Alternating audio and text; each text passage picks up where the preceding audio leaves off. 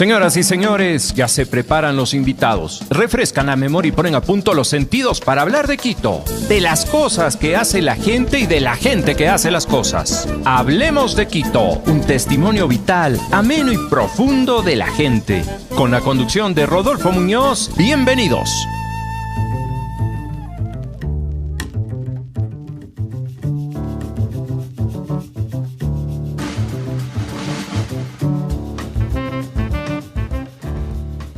Saludos cordiales, amigas y amigos. Desde el siglo XVII a nivel regional y mundial, Quito es una ciudad referente de la Semana Santa, dadas sus celebraciones andinas y barrocas, llenas de lenguajes simbólicos que la convierten en un destino único en América.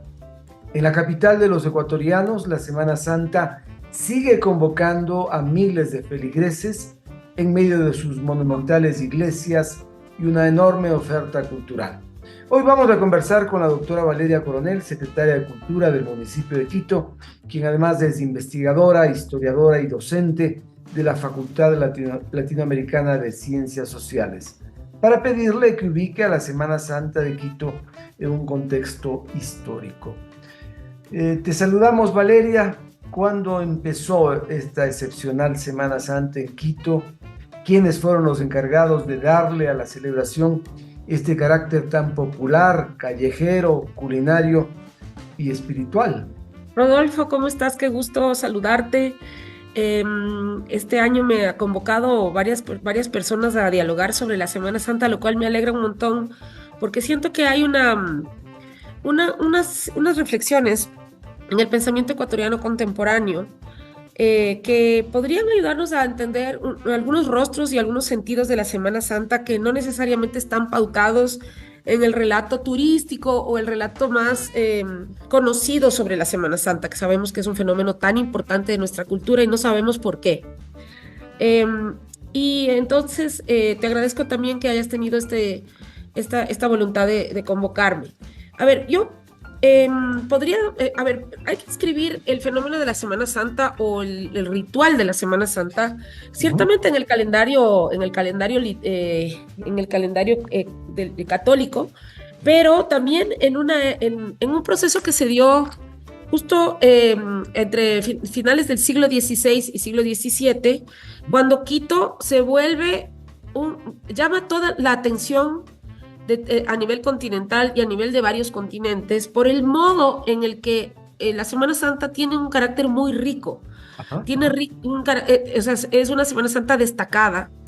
Hay una creatividad, un virtuosismo en las distintas disciplinas que hoy llamamos las artes y que en ese tiempo estaban conectadas como parte de la retórica religiosa. Entonces era el sermón, la poesía, la creatividad de ciertos escenarios que acompañaban la procesión, la escultura quiteña, que se destaca que es riquísima, que es muy reconocida y que no estaba aislada de todo este fenómeno de el sermón, la poética, la prédica de los obispos, la prédica de los sacerdotes que acompañaban, y también la música, un factor fundamental de esa escenografía, si quieres, era la música pentafónica, polifónica. Todo se componía con escultura, cuadros que salían de las iglesias, esculturas de tamaño natural, que parecían personas reales. Un ejercicio creativo de la música para interpretar los pasos de la vida, la pasión y la muerte de Cristo. Y sobre todo también el modo en que la sociedad participaba de ese escenario. Esto respondía a una tradición española. ¿De dónde trajeron esta expresión en la calle? Mira, yo te diría que tienen una que se mantiene hasta hoy, que es bellísima. Yo recuerdo haber visto a los feligreses echándole piropos a la Virgen cuando la llevan en andas, por ejemplo. Qué hermoso eso. Es algo muy, muy festivo, muy coloquial. Ajá.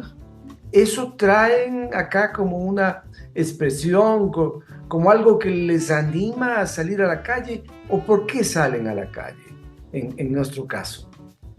Bueno, a ver, sí podríamos decir que hay una tradición española que viene, pero no es una instalación de lo que se había hecho en España, lo que sucede en Quito.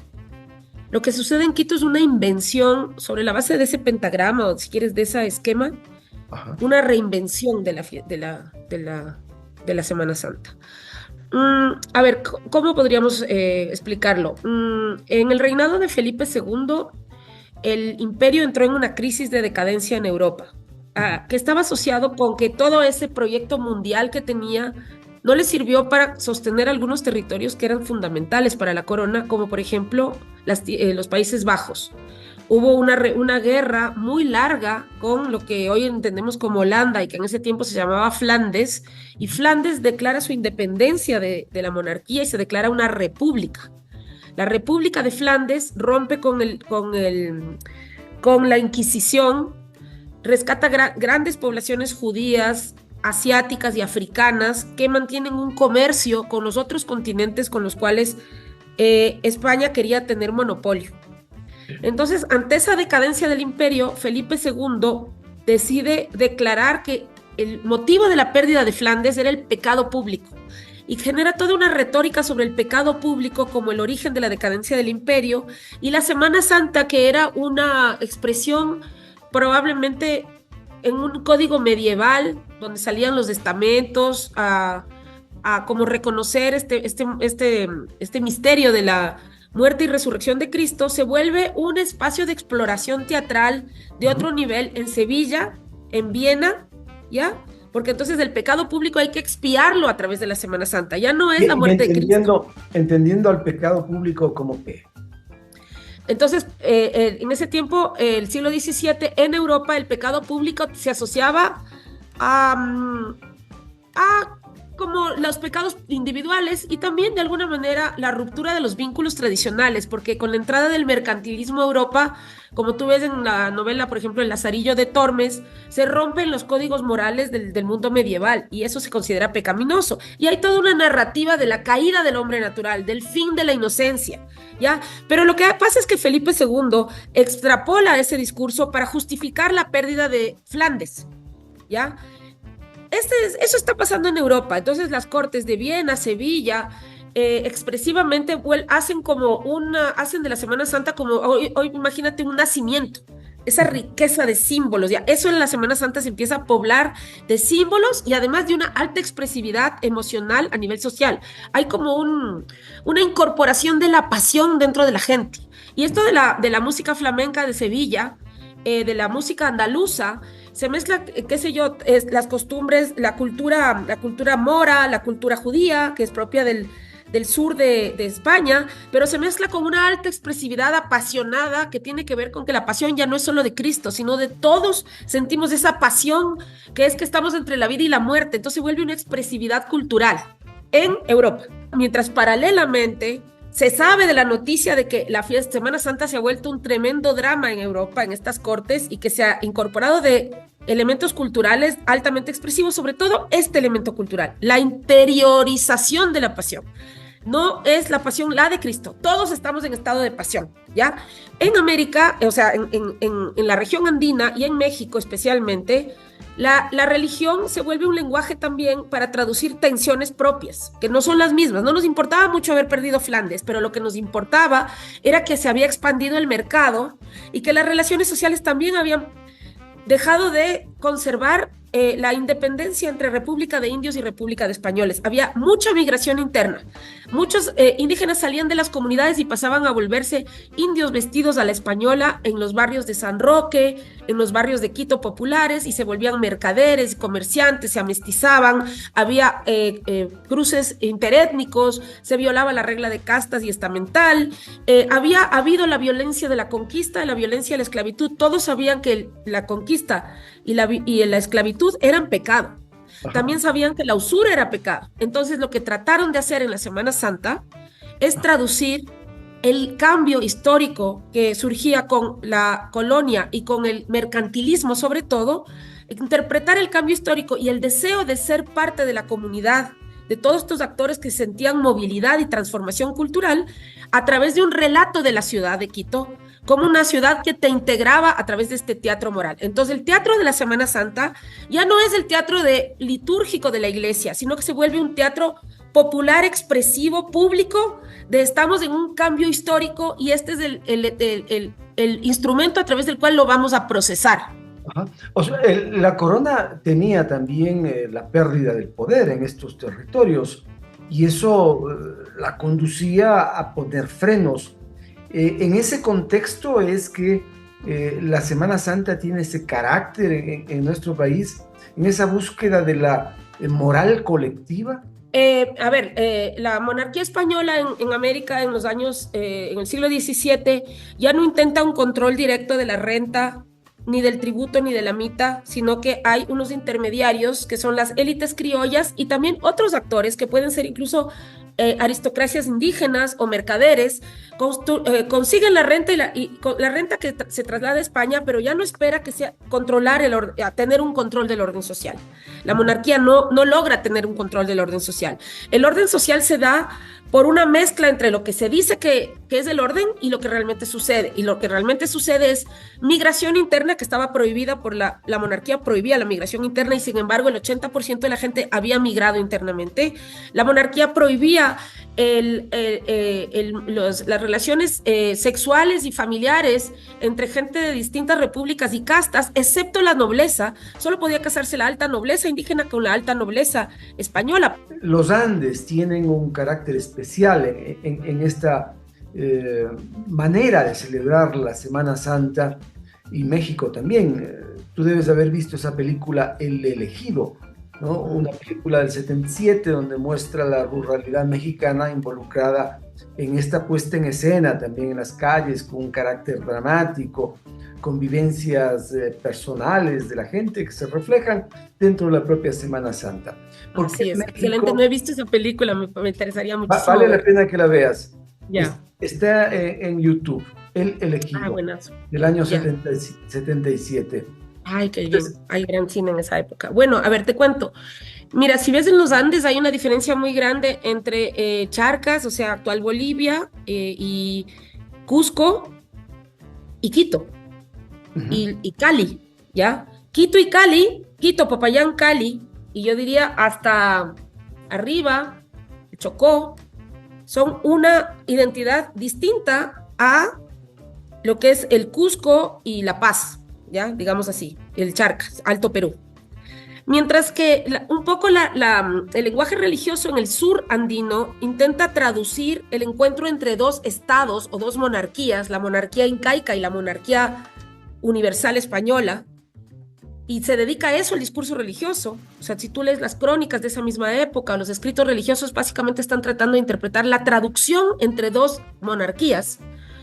En cambio, el discurso religioso del barroco del norte de los Andes y México, lo que traducen es la migración, la movilidad, el surgimiento de escenarios tan contrastantes como el mercado de Quito o el mercado de la Ciudad de México, la esclavitud en las minas de oro, que ya es también capitalismo, el surgimiento de la agricultura comercial y el descubrimiento de la Amazonía. Estas cosas fascinantes que tienen mucho que ver con la exploración y con el surgimiento de mercados e identidades ambiguas que transitan de un lado al otro, eso es lo que intenta traducir el discurso religioso y la apropiación social del discurso religioso en el norte de los Andes y en México, a diferencia del Perú, donde se intenta traducir el incario y las noblezas. ¿Sí ves? Por eso es que nuestro barroco tiene claves para entender el mundo moderno y contemporáneo, el del norte de los Andes.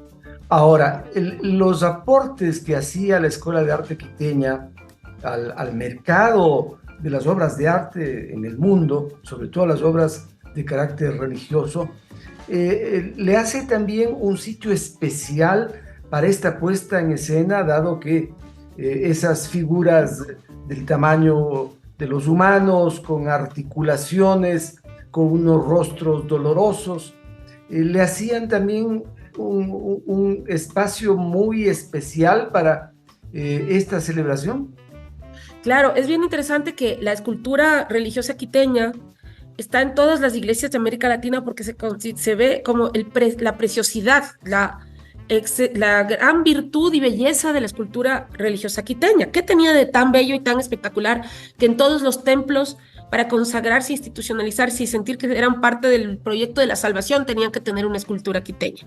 Detrás de estas pequeñas vírgenes a la quiteña que tienen esta conexión entre lo sagrado y lo profano de alguna manera, o sea, esa conexión entre la tierra y el cielo, este gesto propio de estoy en el tránsito.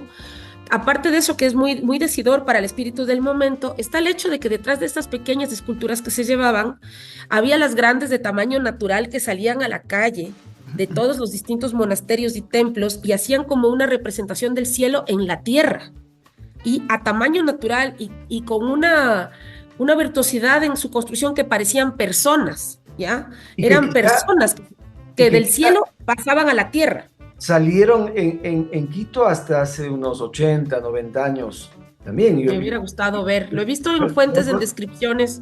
Y eso Escuchar iba acompañado de relatos. música. Ajá. Entonces, ese carácter, esa espectacularidad, le hacía especial y termina convirtiéndole a Quito como un referente en la región, Sí.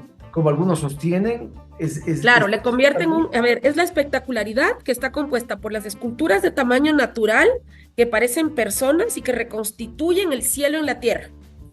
Quito, Nínive segunda, pecadora pública, pero Quito también, la Nueva Jerusalén, la ciudad que brilla en los espejos, o sea, a la calle salen espejos, esculturas de tamaño natural, música barroca que te lleva del infierno al cielo, te construye una escalera virtual y un montón de gente que está en estado, en rapto místico. La gente no está en catarsis, sino lo que está es en expresiones, en esas expresiones afectadas que tienen justo las esculturas religiosas. La gente tiene esa gestualidad.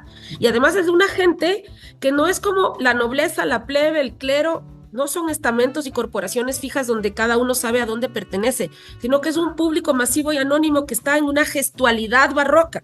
Entonces es toda la ciudad que pasa de ser la ciudad de lujuria, pecaminosa, la de la conquista, y luego la de la esclavitud, la del amancebamiento, la de la sexualidad desordenada, todo lo que se imagina como pecado público, sobre todo el mercado, y luego esta ciudad que se vuelve una ciudad del cielo en la tierra, toda escenificada afuera. Sacaban espejos, luces, velas, pero era una cosa que yo quisiera volver a ver. Yo he visto esto en las películas de Peter Greenaway, que hace una película que se llama El espejo de Próspero, donde se ve una proyección del imaginario barroco trasladado a la calle, al universo mundano.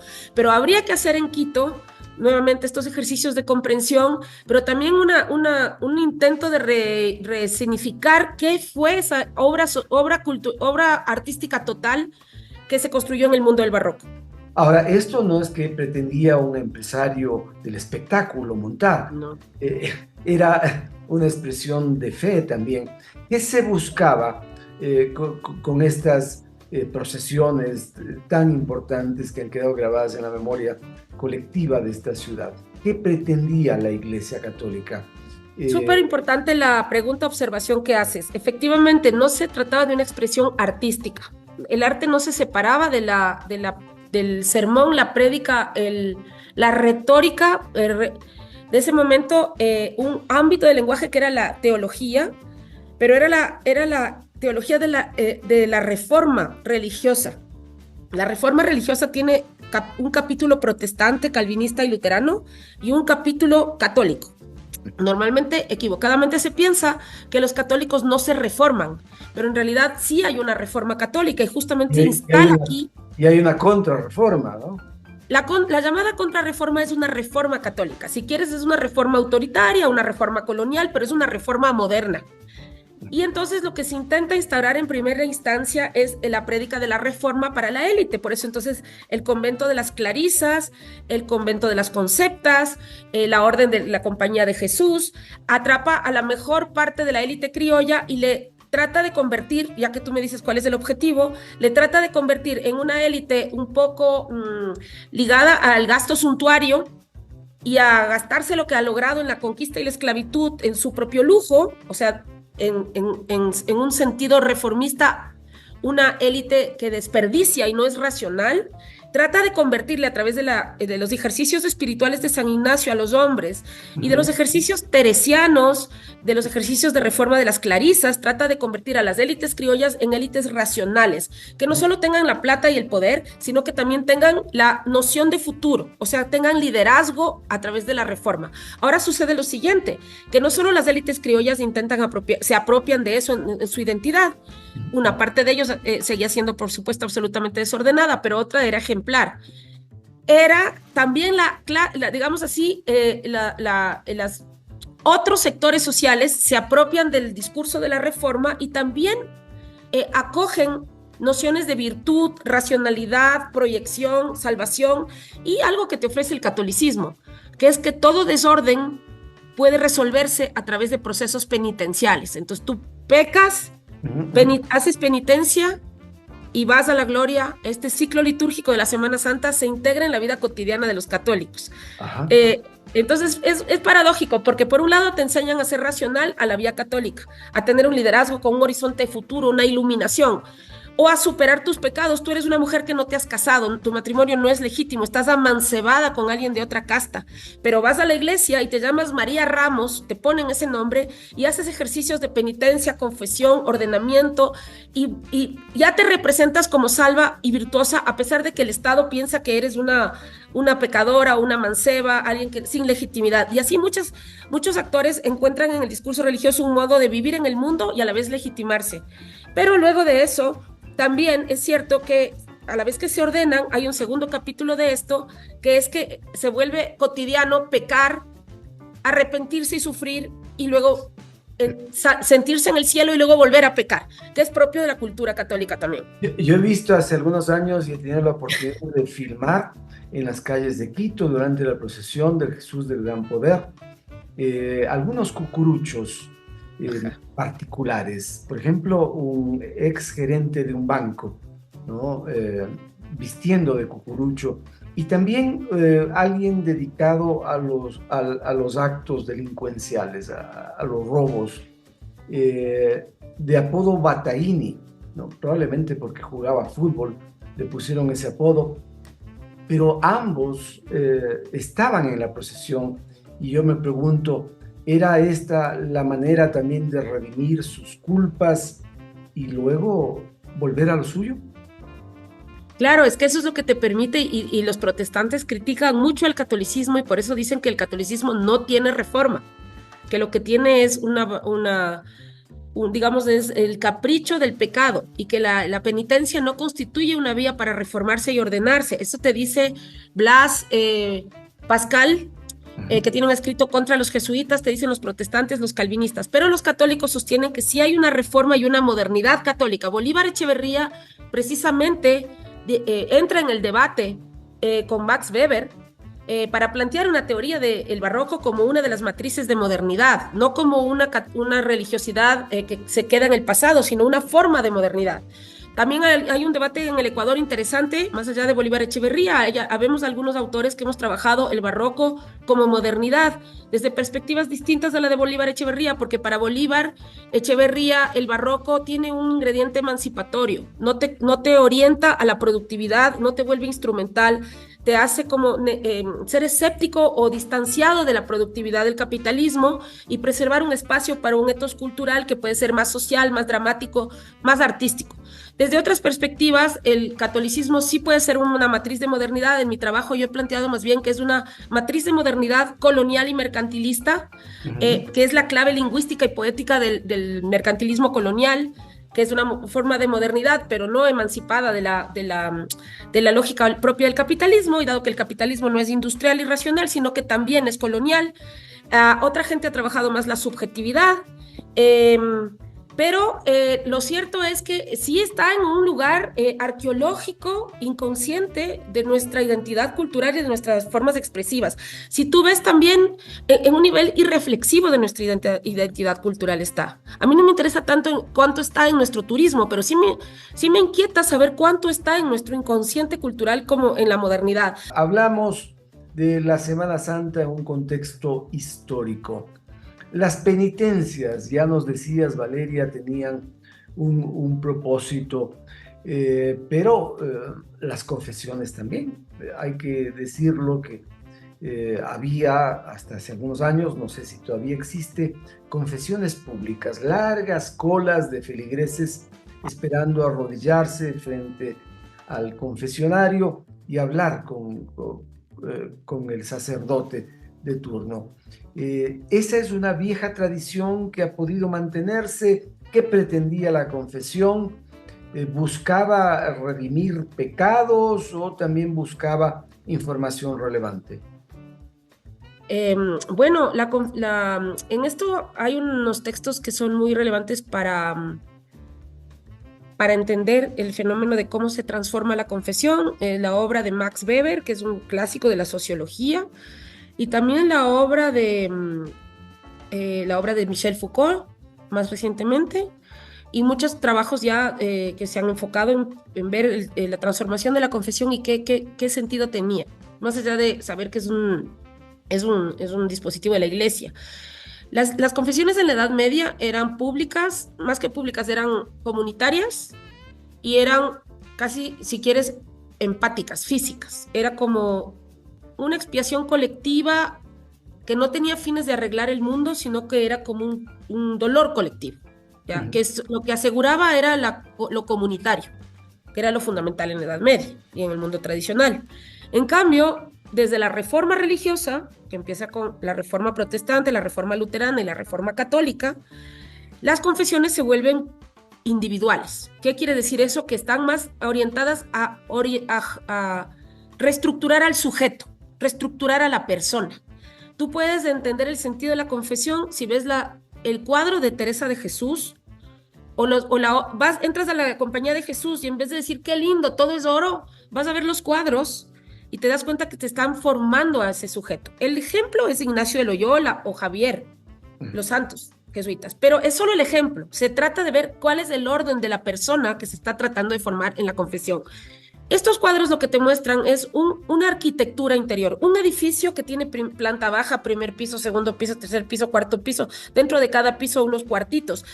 Esta estructura o arquitectura intenta ordenar la memoria, ordenar el lenguaje, incluso ordenar los afectos, ¿ya? ¿Qué es esto de ordenar los afectos? Es permitirte pasar del piso 1 al piso 10, es decir, ser un sujeto que ya no está guiado por el orden agrícola del día y la noche, los parentescos, los hijos y los amores de la comunidad, sino es un sujeto que se organiza para fines específicos, que se disciplina, ordena e instrumenta para llegar a un fin, ¿ya? Que ahorra, que no le entrega la plata a la familia, que se ordena y se disciplina para llegar a un fin. Entonces uno dice, no, las santas quiteños lo que hacían era sacar sangre de su cuerpo torturándose, pero ese es un símbolo de que están dominando la naturaleza. En realidad no es que el modo de la penitencia se medía en baldes de sangre, era un símbolo retórico de que estabas disciplinando el cuerpo, que el cuerpo no iba a hablar por sí solo, sino que tú lo ibas a ordenar hacia un futuro. ¿Cómo te imaginas a Santa Marianita de Jesús con esos cilicios que se colocaba? ¿Qué es lo que pretendía? ¿Salvar su alma? ¿Tener un proyecto de vida? ¿Generar una nueva expresión de espiritualidad? ¿Qué era lo que buscaba? Bueno, hay que tomar como antecedente que en las órdenes de Santa Clara y del Carmen ya habían mujeres que estaban sometidas, se habían digamos, entregado a la disciplina de la reforma.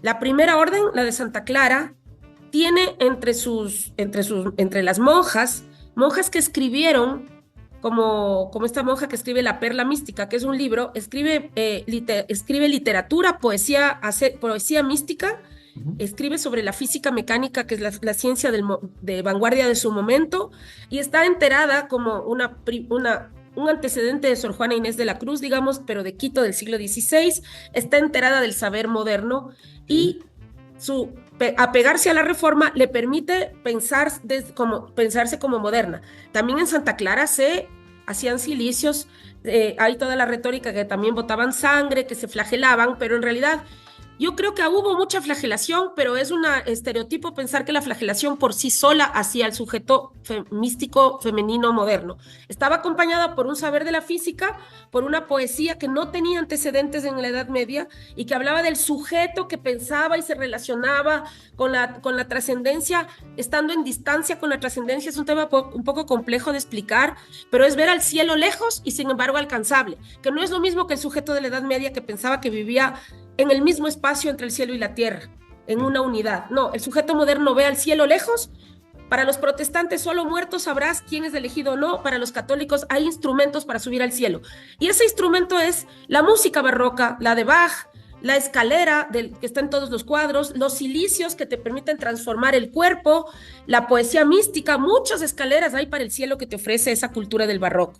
Entonces, Mariana de Jesús es una mística o asceta, hay una discusión al respecto, si estaba encerrada, yo diríamos, Carlos Espinosa propone que es una asceta moderna, porque probablemente las monjas de Santa Clara, las conceptas eran unas místicas modernas, pero ya Mariana de Jesús no pertenece a una orden femenina y no está en un convento.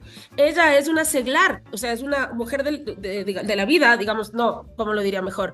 Es una mujer, una criolla que vive en su casa y se educa con los jesuitas, que no son una orden femenina, no está encerrada en un convento. Ella sale a la calle, cura enfermos, pero entonces es una mística que ha ido a la calle. La que va a la calle y que se educa en una orden de hombres, significa que es una santa en el espacio público. Entonces es un sujeto ejemplar para los que están afuera del convento. Intenta reformar las costumbres en la plaza, en el centro histórico, en la ciudad, esa es la palabra, en la ciudad.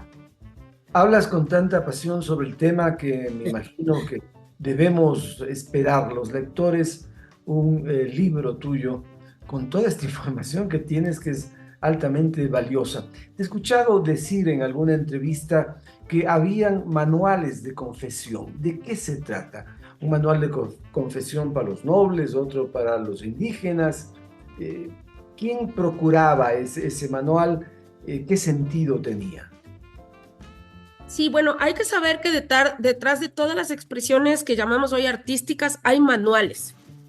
O sea, antes de la ejecución, incluso la escritura en pentagrama de la música barroca, hay unos manuales que te dicen, si utilizas el si bemol, esto va a producir en el oído interno del escucha y en el propio músico un dolor, un pequeño dolor del alma que luego tú puedes resolver, o la música puede resolver a partir de escoger unas tonalidades más completas, más como superiores. Entonces tú le llevas a una persona de la oscuridad a la luz. Eso se hace en la música, eso se hace en la pintura. Esas cosas que se pintan son alegorías que están hechas para ser internalizadas para quienes las contemplan y que tengan un ejercicio interior. Tú ves a Cristo en estado de pasión en Quito, en esos Cristos, el de la Divina Justicia, el de Santa Clara, justamente, que acabamos de hacer una procesión, y otros, estos Cristos que salen a la calle, y la idea es que quien lo ve tenga una conmoción interior. Y así con todas las imágenes, ¿no? Todas detrás de cada imagen hay un manual de la imagen. También hay un manual detrás de los métodos de confesión. Lo interesante es que en Quito se hacen manuales o métodos de confesión para distintos actores sociales que van surgiendo en el marco de 300 años de monarquía. Entonces, ahora ya no es la confesión al noble y al cacique o al gobernador de indios, sino que es la confesión a la mujer que vive en amancebamiento con alguien de otra casta, o es la confesión la confesión se generaliza, pero a la vez se mantiene específica para cada un tipo de actor que va entrando en el deseo de confesarse. Entonces hay una ampliación de actores que se quieren confesar y la iglesia va aceptando confesiones de distintos actores. Hay manuales de confesión para esclavos, manuales de confesión para indios, manuales de confesión para mestizos, manuales de confesión para comerciantes. ¿Qué le preguntas a un comerciante? ¿Qué le preguntas a alguien que tiene una empleada doméstica? Hasta para eso hay manual de confesión. Porque ¿qué significa tener una empleada doméstica? Pero hay un nivel de especialización, si se quiere, ¿no? No mirar en general al feligrés como una masa, sino encontrar las individualidades, las particularidades y dirigirse de un modo específico. Eso, Claro, ahí claro, está el intento de controlar. da cuenta de muchos pensadores y de métodos para generar lo que pretendían. Esa es de la ciencia de mantener una sociedad jerárquica y diferenciada. Es la ciencia de no construir una comunidad igualitaria. Porque el deseo de la gente era entrar a la comunidad. Pero la prédica de la iglesia consiste en dos cosas: permitir que entres a la comunidad, pero diferenciarte dentro de la comunidad. Esa es otra de las características de la modernidad católica colonial. No permitir que esta noción universal que tiene la cristiandad de que humanamente y en natura somos iguales, pero en la tierra no somos iguales. Entonces, tratar de, a pesar de que la gente ha migrado, se ha mezclado, se ha disfrazado, para tratar de ser igual, la iglesia te dice, puedes estar adentro, pero no eres tan igual. Entonces te voy a dar un método de confesión específico para ti. ¿Sí? Por ejemplo, se le plantea que para los mestizos, sea culturales o digamos, biológicos, o si eso existe, que han entrado a la sociedad pensando que son iguales, hay que darles un método más de expiación física y solo parcialmente discursiva. Pero que a unos se les da una cosa y a otros, a los afrodescendientes o esclavizados que quieren entrar a la confesión, que los jesuitas se lo permiten, se les da un mecanismo de tortura del cuerpo, más que y la música, pero no se les da la literatura. Y así, ¿entiendes? Se dedica de manera específica para diferenciar. Solo la República declara la igualdad. Solo la República da un lenguaje artístico es el marco en el que se producen unas artes donde se emancipa a la gente de una determinación, digamos, estamental. O sea, Ahora, es la revolución la que permite transformar eso. El barroco lo que hace es ratificar las diferencias en un nuevo contexto de movilidad. quisiéramos que no nos salgamos de la celebración de Semana Santa Bueno. y en ello quiero pedirte que nos digas cómo te imaginas que fue la Semana Santa antes del siglo XVII en Quito, cómo lo celebraban y qué ha ocurrido después del XVII, cuando hay signos de cambio. Uh-huh. Bueno, podría pensar que la Semana Santa, antes de este momento de apoteosis barroca, es decir, en la temprana conquista, debe haber sido una procesión que recordaba el calendario litúrgico a través de un estricto orden de estamentos. Entonces salía la iglesia y sus autoridades, la nobleza, la administración monárquica, probablemente también podrían haber salido algunos gobernadores de indios, que eran de la nobleza india, y no había público general, sino que solamente como que cada corporación se representaba a la Edad Media. Luego ya hemos hablado largamente aquí sobre cómo fue en el 17 y cómo todo eso se transformó para representar una sociedad en transformación, y uno de los elementos claves es el surgimiento del público anónimo como parte, no como espectador, sino como parte del drama, pero también como espectador, público anónimo que ya no representa castas y corporaciones en específico, que más bien procesan la movilidad social a través de este lenguaje litúrgico y teatro moral, y que se expresan en distintas apropiaciones del lenguaje de ese momento, del pecado público y la salvación. Y luego pasa en el 19 que seguramente, pasa que la iglesia se asocia más a la república en primera instancia, pero ese intento de asociación se quiebra hasta que viene García Moreno y plantea definitivamente una subordinación de la república al Estado papal, y ahí, junto con ello, disciplina a la Semana Santa y le quita su carácter barroco y le da un carácter mucho más de marcha, nuevamente institucional, estamental, con una representación de las relaciones entre el papado y la república de la periferia, o el Estado-nación de la nación católica de la periferia, que pierde ese carácter como hiperexpresivo, que si quieres de escándalo. Popular, Sí, espontáneo. pierde. Seguramente hay un intento de Desordenado disciplinarlo, también. y la representación es más afrancesada, que como en Bélgica, como en la contrarrevolución francesa.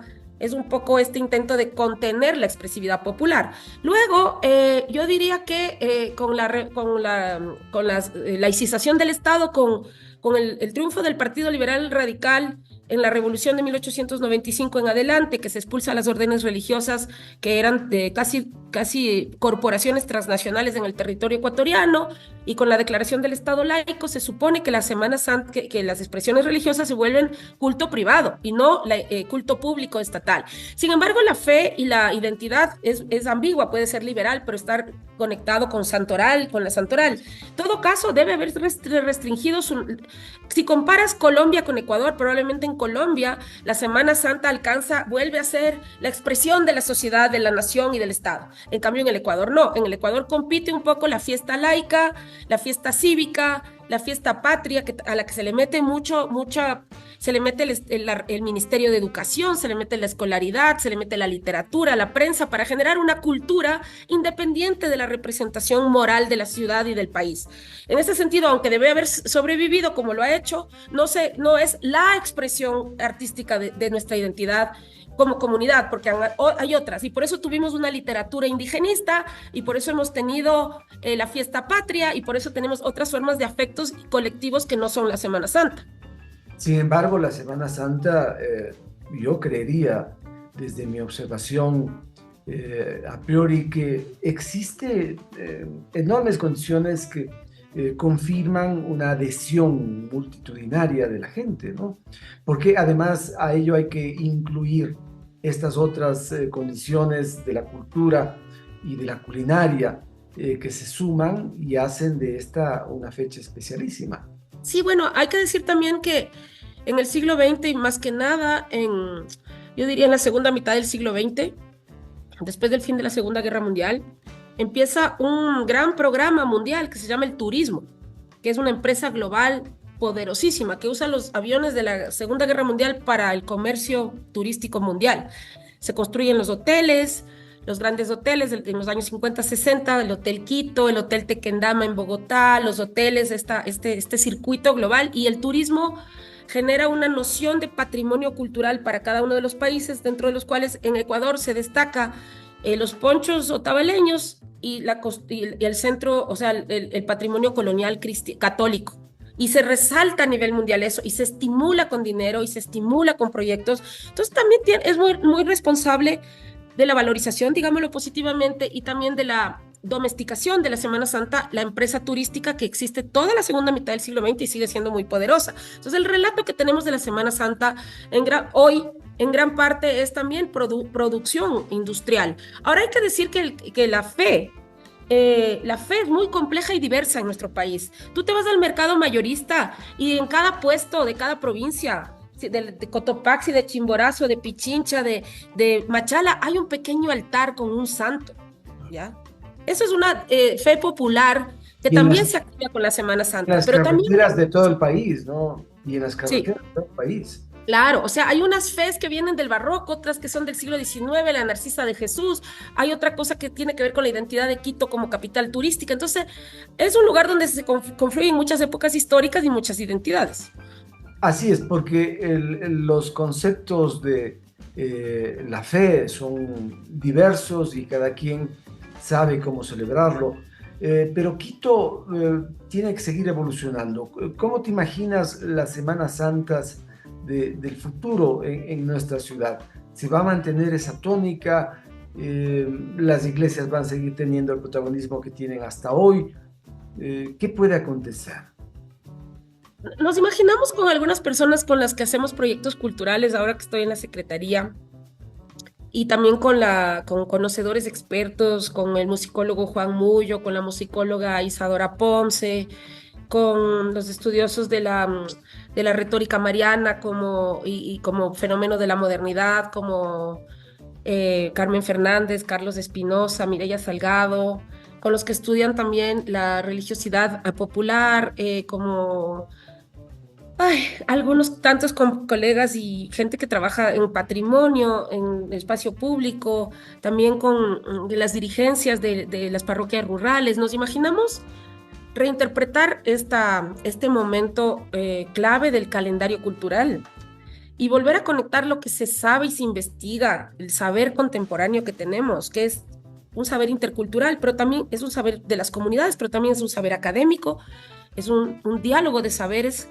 muy complejo y muy serio, que no se ve todavía en el modo en que la guía turística o el modo en que convencional en el que entendemos la Semana Santa. Entonces quisiéramos colocar en escena este saber que se ha construido en las últimas décadas para entender qué ha sido esta cosa maravillosa, este teatro moral público que distinguió a Quito de tal manera y que se ha transformado en el tiempo. Y quisiéramos hacerlo instalando la música polifónica en la calle, volviendo a reconstruir la escena de la Santoral, pero no para volver al siglo XVII, sino hacerlo desde una distancia y seguramente un asombro contemporáneo, pero suficientemente informado. Necesitamos hacer en el campo cultural lo mismo que se hace ahora en la industria y se hace en los estudios ecológicos, en la preservación ambiental, que es la innovación. Y la innovación, que es esa palabra que utilizan en la producción, en lo ambiental, para las humanidades se llama acceso al conocimiento, diálogo del conocimiento. Y la Entonces, tecnología. estamos pensando que a partir de una política, sí, a partir de una política del conocimiento, tomarnos en serio lo que se ha producido en las universidades públicas, que tanto esfuerzo ha significado para nuestra sociedad, y en las otras, ponernos en diálogo y volvernos a contar de una manera más seria y más contemporánea, eso se llama innovación del conocimiento, qué somos como cultura. Nos quedan poquitos minutos, no quiero dejar de preguntarte el arrastre de caudas, esta expresión medieval que ocurre el miércoles, ¿no? El miércoles de Semana Santa. ¿Por qué tiene tanta fuerza que se mantiene viva esa parte de la ritualidad de Semana Santa? Y solamente... Sí, ¿no? Es algo misterioso para mí y debo decir que realmente no sé. Sé que solo en Quito ocurre, que ya en los otros espacios de semana, o sea, en las otras ciudades que también encontraron la Semana Santa un instrumento, un espejo, que florecieron las Semanas Santas, que fueron apropiadas y regeneradas, no se hace el arrastre de caudas. Tengo entendido también que es un momento, un paso dentro del ciclo litúrgico que expresa una rendición de la Iglesia ante el hecho de la desaparición, la muerte de Cristo. Es decir, no solo muere Cristo, sino que la Iglesia es derrotada. Entonces es una expresión extrema, horrorosa en términos simbólicos, de la debacle que produce la muerte de Cristo. O sea, es el derrotamiento de la Iglesia, el luto y derrota de la Iglesia. Entonces, ¡qué horror! Eso es lo que representa. Y luego empieza la redención, la sociedad hace penitencia, la sociedad proclama la ausencia, la sociedad evoca el retorno, resucita y vuelve la luz y vuelve la gloria, y la Iglesia vuelve a ser la que ampara a la sociedad, que a pesar de ser pecaminosa y compleja y móvil, encuentra en el manto de la Iglesia, que está representada por la Virgen María, su amparo.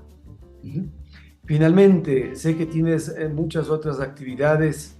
Quiero preguntarte, el Festival de Música Sacra, ¿qué sabor te deja? Son más de 20 años. ¿Qué lecciones debemos recuperar y qué hay que esperar? Te digo que disfruté muchísimo y aprendí muchísimo del Festival de Música Sacra. Como dices, tiene muchos años de realización, lo cual nos enseña que es importante mantener y fomentar festivales que tienen trayectoria histórica en la ciudad. No se trata de fundar cada año algo nuevo, se trata de darle el signo propio de cada tiempo a un festival que tiene duración. Más que fundar, hay que atreverse a regenerar lo que tenemos, ¿ya?